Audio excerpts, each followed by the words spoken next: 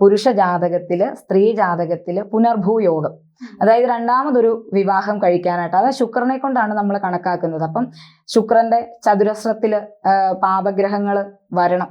ആ പാപഗ്രഹങ്ങൾ അത് 2-ൽ നിന്നിട്ട് കാര്യമില്ല, 2-ലും 12-ലും വരണം. അപ്പൊ 2-ൽ നിൽപ്പുണ്ട് ഒരു പാപഗ്രഹം, 2 ശുക്രന്റെ 2-ാം ഭാവത്തിൽ നിൽപ്പുണ്ടെന്ന് കണ്ടു കഴിഞ്ഞിട്ട് 12-ാം ഭാവത്തിൽ അതില്ലെങ്കിൽ ആ നിയമം അവിടെ ഇല്ല.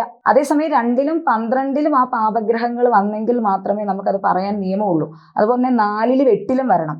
4-ാം ഭാവത്തിൽ മാത്രം നിന്നതുകൊണ്ട് കാര്യമില്ല, അത് 8-ാം ഭാവത്തിൽ ആ പാപഗ്രഹം അവിടെ ഉണ്ടായിരിക്കണം. എന്നെങ്കിൽ മാത്രമേ ഒരു പുനർഭൂയോഗം നമുക്ക് അവിടെ ചിന്തിക്കാനായിട്ട് നിയമമുള്ളൂ. അല്ലെങ്കിൽ ഇതൊക്കെ വെറും പ്രമാണങ്ങളായിട്ട് പോകും. പക്ഷെ എന്ത് എടുത്തെന്ന് പറഞ്ഞാലും, ഏത് ജാതകം എടുത്തെന്ന് പറഞ്ഞാലും, ആ ഓപ്പോസിറ്റ് നിൽക്കുന്ന ജാതകത്തിൽ ഇതിനുള്ള പരിഹാരം തീർച്ചയായിട്ടും ഉണ്ട്. അപ്പൊ അതിനനുരൂപമായിട്ടുള്ള ജാതകത്തെ ചേർത്ത് വെക്കണമെന്ന് മാത്രമേ ഉള്ളൂ. ഇതൊന്നും ഒരു ദോഷമല്ല.